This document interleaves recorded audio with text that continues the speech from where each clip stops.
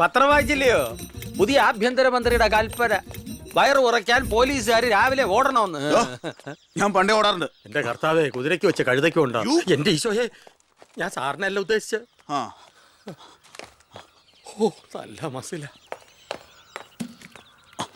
അളിയ ഒരു മിനിറ്റ്. അയ്യോ അതിനല്ല, എന്ത് ചെയ്യാനാ, നിങ്ങളുടെയൊക്കെ കഷ്ടകാലത്തിന് ഞാനിവിടുത്തെ ആഭ്യന്തരമന്ത്രിയായി പോയി അല്ലേ അളിയ? അളിയൻ ഇനിയും ഡ്യൂട്ടിക്കിടയിൽ എന്നെ കാണേണ്ടി വരും, എന്നെ സല്യൂട്ട് ചെയ്യേണ്ടിയും വരും. തെറ്റ് കണ്ട ഞാൻ എന്തെങ്കിലും പറയുകയും ചെയ്യും. ആ അരിശം മുഴുവൻ അളിയൻ വന്ന് പെങ്ങളെടുത്ത് തീർക്കും. അത് കണ്ട ഞാൻ തിരിച്ചടിക്കും. അങ്ങനെ അടിയും തിരിച്ചടിയൊക്കെ ആയിട്ട് പോണ്ടതാണോ അളിയ നമ്മുടെ ഈ മാതൃകാ കുടുംബം? ഒന്നുമില്ലെങ്കിലും നമ്മൾ അളിയനും അല്ലേ അളിയ? അതുകൊണ്ട് ഞാൻ ഇരുത്തി ചിന്തിച്ചൊരു തീരുമാനം എടുത്തു. സെൻട്രൽ ഹോം ഡിപ്പാർട്ട്മെന്റിലേക്ക് അളിയനൊരു ട്രാൻസ്ഫർ ഓൺ ഡെപ്യൂട്ടേഷൻ. ഓർഡർ. നാളെ തന്നെ ജോയിൻ ചെയ്യണം. All the best. എങ്ങോട്ട്? ബീഹാറിലേക്ക്. ബീഹാറിലേക്കോ? ബീഹാർ ബെസ്റ്റ് സ്ഥലമാണ് അളിയ. നോ, എനിക്ക് പറ്റില്ല. നിനക്കെന്നെ ശരിക്കും അറിയില്ല. എന്താ അളിയ ഇങ്ങനെ ചില തെണ്ടി പിള്ളേരെ പോലെ? ഇത് ഗവൺമെന്റ് ഓർഡർ അല്ലേ, അത് ഹോം മിനിസ്റ്റർ നേരിട്ട് തരുന്നത്. അനുസരിച്ചേ പറ്റൂ. എന്താ ഇവിടെ? ASP അളിയനെ മന്ത്രി അളിയൻ ബീഹാറിലോട്ട് തട്ടി. മന്ത്രിയുടെ ഭരണപരിഷ്കാരങ്ങൾ കുടുംബത്തും. ബീഹാറിലേക്കോ? ബീഹാർ ബെസ്റ്റ് സ്ഥലമാണമ്മേ. അല്ല, ഈ ബീഹാർ എന്ന് പറയുമ്പോ എടീ, ബീഹാർ ഗംഭീര സ്ഥല. നീ വിഷമിക്കണ്ട, നീ പതുക്കെ പോയാ മതി. പേടിക്കാനൊന്നുമില്ല സാറേ. അവിടെ ചെന്ന് ലല്ലു പ്രസാദുമായി ഒരു ടൈപ്പ് ഉണ്ടാക്കിയാൽ കുശാലല്ലേ കുശാൽ. അയ്യോ ചേടാ, കുടുംബത്തൊരു മന്ത്രി ഉണ്ടായാൽ അതുകൊണ്ട് ഗുണം ഉണ്ടാകേണ്ടത് കുടുംബക്കാർ. ഇതിപ്പോ അളിയന് വേണോ ഗുണം? അളിയന് ഈ ചിറാപ്പുഞ്ചി എങ്ങനെയാ? ചിറാപ്പുഞ്ചി? ആ ചിറാപ്പുഞ്ചി ബെസ്റ്റ് സ്ഥലമാണ് അളിയ. അവിടെ IAS-കാർക്ക് എന്താ ഡിമാൻഡ് എന്നറിയോ? നമുക്കൊരു കൈ നോക്കിയാലോ? നീ ബ്രേക്ക്ഫാസ്റ്റ്. അമ്മ പേടിച്ചു പോയോ? നമുക്ക് അച്ഛനെ നാഗാലാൻഡിലേക്ക് തട്ടിയാലോ?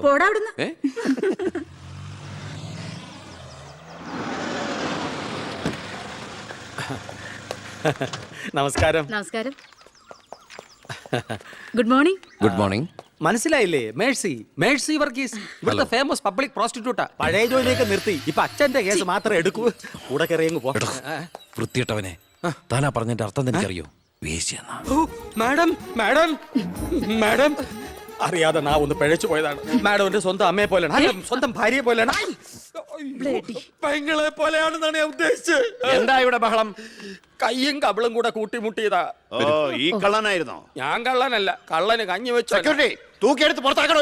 ഞാൻ ഉദ്ദേശിച്ചത്. ഇയാൾ ഒന്നും ഉദ്ദേശിക്കണ്ട. മേലിൽ മുറ്റത്ത് കാലി കുത്തിപ്പോരുന്നു. ഞാൻ ഈ കാല് എന്റെ ഉദ്ദേശങ്ങളൊന്നും പഴയതുപോലെ ഫലിക്കുന്നില്ലല്ലോ.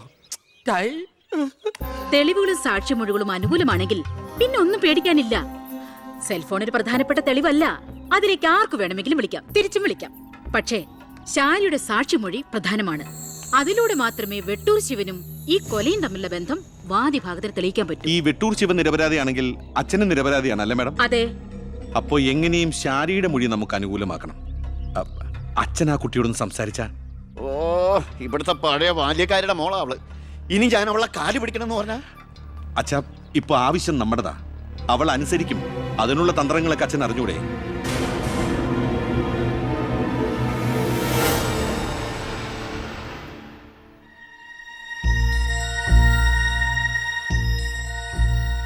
കുറെ നാളായി ഞാൻ വിചാരിക്കുന്നു ഇങ്ങോട്ടൊക്കെ ഒന്ന് ഇറങ്ങണം എന്ന്. സത്യം പറഞ്ഞ സമയം കിട്ടാറില്ല. അല്ല, ഇവളെങ്ങനെ നിർത്തിയാ മതിയോ? കെട്ടിച്ചുവിടണ്ടേ? കല്യാണ ചെലവൊക്കെ ഞാൻ ഏറ്റവും പറ്റിയ പയ്യനെയും കണ്ടെത്താം. നമുക്കിത് ഗംഭീരമാക്കണം, ഒരു ഉത്സവം പോലെ. ഗോപാലപിള്ള സാറിനെ എനിക്ക് മറക്കാൻ പറ്റുമോ? എന്നെ രാഷ്ട്രീയത്തിലേക്ക് കൈപിടിച്ച് കയറ്റിയ രാഷ്ട്രീയ ഗുരുവാണ് നിന്റെ മുത്തച്ഛൻ. മരിക്കാൻ കിടക്കുമ്പോ ഞാൻ അദ്ദേഹത്തിന് കൊടുത്ത വാക്കാ, ഈ കുടുംബം അനാഥാകില്ലെന്ന്. എന്നാ ഞാൻ ഇറങ്ങട്ടെ. ഞാൻ എന്തോ മറന്നല്ലോ. മോളെ, പിന്നെ മോൾക്കറിയാമല്ലോ, നിരപരാധിയായ എന്നെ ഒരു കേസിൽ പെടുത്തിയ വിവരം. ആ പ്രതിക്കെതിരെയുള്ള മോളുടെ മൊഴി അതൊന്നും മാറ്റി പറയണം. ഞാൻ സത്യം പറയൂ. എന്റെ മുന്നിൽ വെച്ച് നടന്ന കൊലപാതകത്തിന് കൂട്ടു നിൽക്കാൻ എന്നെ കിട്ടില്ല. തെറ്റ് ചെയ്തവരാരായാലും അവർ ശിക്ഷിക്കപ്പെടണം. കുറെ കാലം എന്റെ വീട്ടിൽ നിന്നല്ലേ തള്ളയും മോളും. ഉണ്ട ചോറിന് നന്ദി കാണിക്കാൻ പറ ദേവകിയമ്മ അമ്മളോട്. അമ്മ പറയില്ല.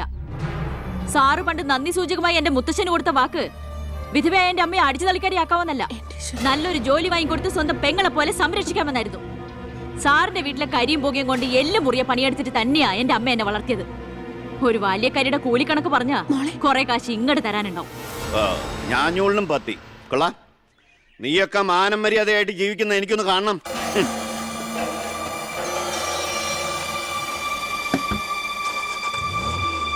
എടാ ഞാനാ. എന്താ അച്ഛാ? ഏയ് നടക്കില്ലടാ. ഇന്ന് അച്ഛൻ അവളുടെ അടുത്ത് പോയി, നാളെ അവൾ അച്ഛൻ്റെ അടുത്ത് വരണം. അച്ഛൻ സമാധാനമായിട്ടിരിക്കെ, ബാക്കിയൊക്കെ ഞാൻ നോക്കിക്കോളാം.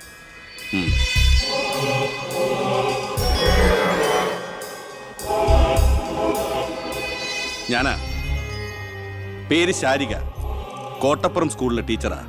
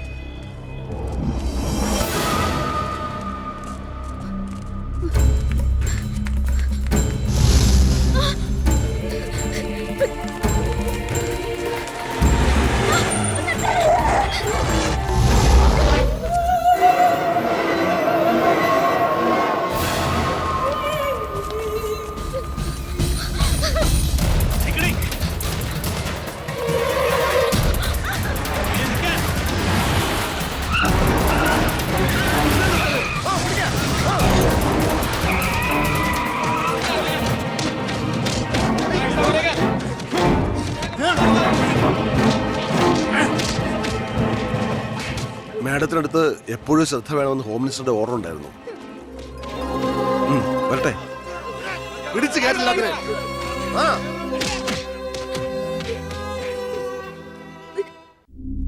ആ ഗുണ്ടകളെല്ലാം മണിക്കൂറുകൾക്കുള്ളിൽ ജാമ്യത്തിറങ്ങിപ്പോയി സർ. അവർക്ക് വേണ്ടി ക്യൂ നിൽക്കുകയാണ് ആവശ്യക്കാർ.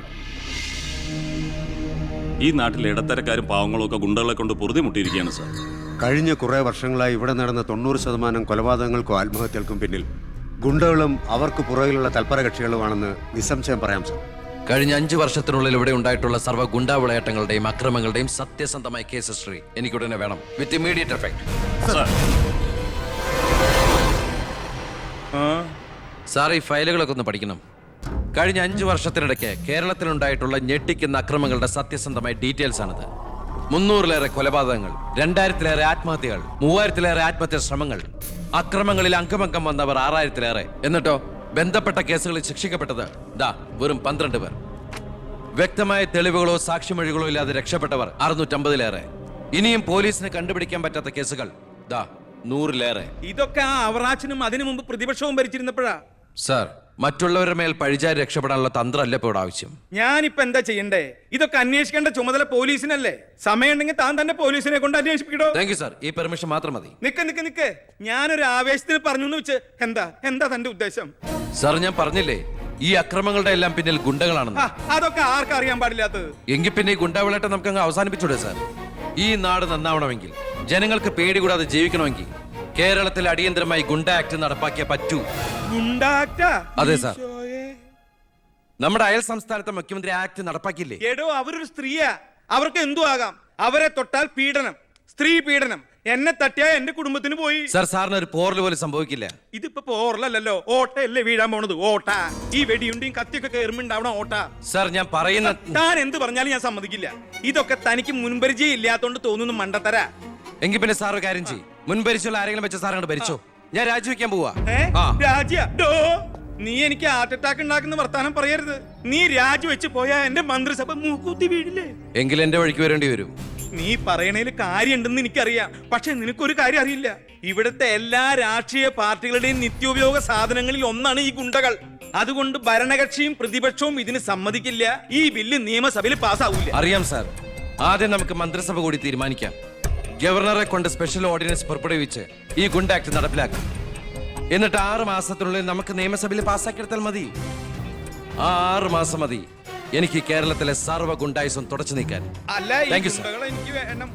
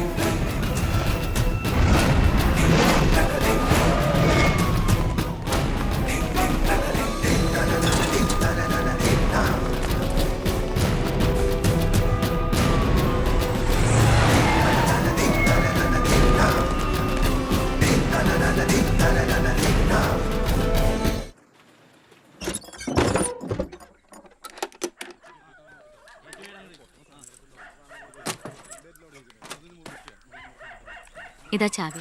എന്നാ ഞങ്ങൾ ഇറങ്ങട്ടെ. ഓ ആയിക്കോട്ടെ. ഈ നാട്ടിലേക്ക് വരുമ്പോ മനസ്സ് നിറയെ സന്തോഷായിരുന്നു. ഇപ്പൊ ഇവിടുന്ന് പോകുമ്പോ എന്റെ നെഞ്ചു നീറ. എന്റെ മോൾക്ക് വന്ന മഹാഭാഗ്യം ഞാനായിട്ട് തട്ടിത്തെറിപ്പിച്ചല്ലോ എന്നോർക്കുമ്പോ ഇന്നിപ്പോ മഹാറാണിയെ പോലെ കഴിയേണ്ട നീ 100 വട്ടം ശപിച്ചിട്ടുണ്ടാവില്ലേ ഈ അമ്മേ? ഇല്ലമ്മേ, അർഹിക്കാത്തത് ആഗ്രഹിക്കരുതെന്ന് കുഞ്ഞുനാളോട്ട് എന്റെ അമ്മയല്ലേ എന്നെ പഠിപ്പിച്ചത്. അമ്മ കേറ്.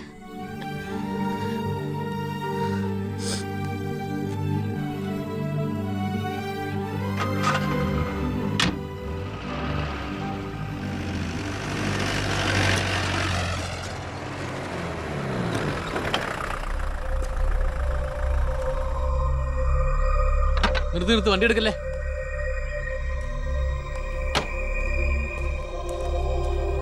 എന്താ പെട്ടെന്ന് ഇങ്ങനെ ഒരു തീരുമാനം? സ്കൂളിൽ ടെമ്പററി പോസ്റ്റ് ആയിരുന്നല്ലോ, അത് കഴിഞ്ഞു. ഇനിയിപ്പോ ആരാ ഉള്ള ഇവിടെ?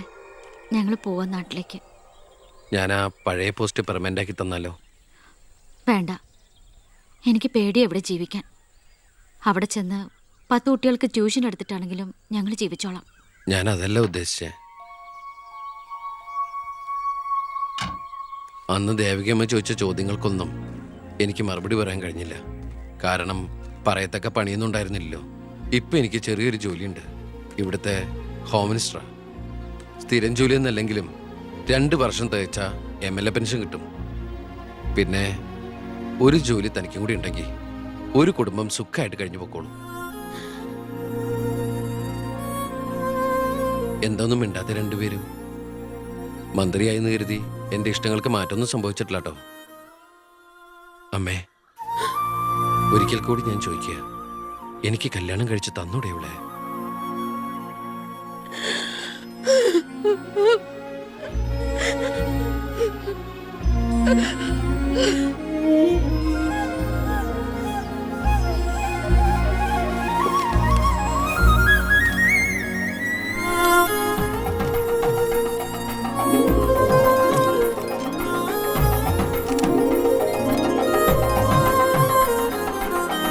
ആരാ സാക്ഷികൾ? ഒരു സാക്ഷിയുണ്ടേ, ഒന്ന് മറക്കേ സാറേ.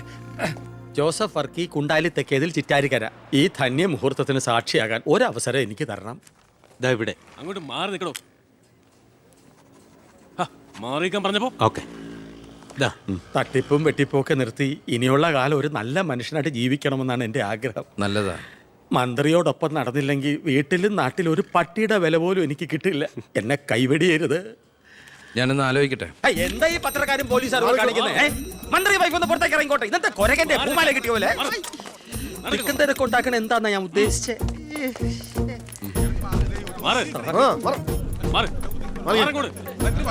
വഴി കൊടുക്ക്.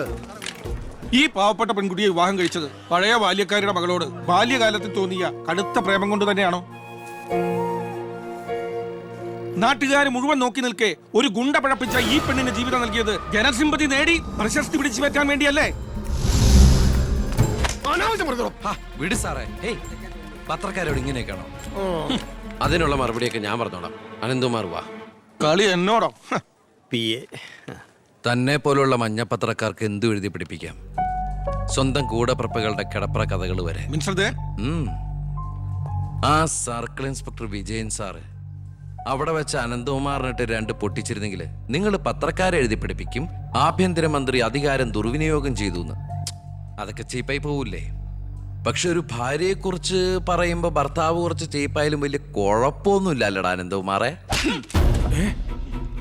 സാറൊന്നും കണ്ടിട്ടില്ല, അനന്തകുമാറൊന്നും കൊണ്ടിട്ടുമില്ല. താടി ഉള്ളതുകൊണ്ട് പാടറിയില്ല.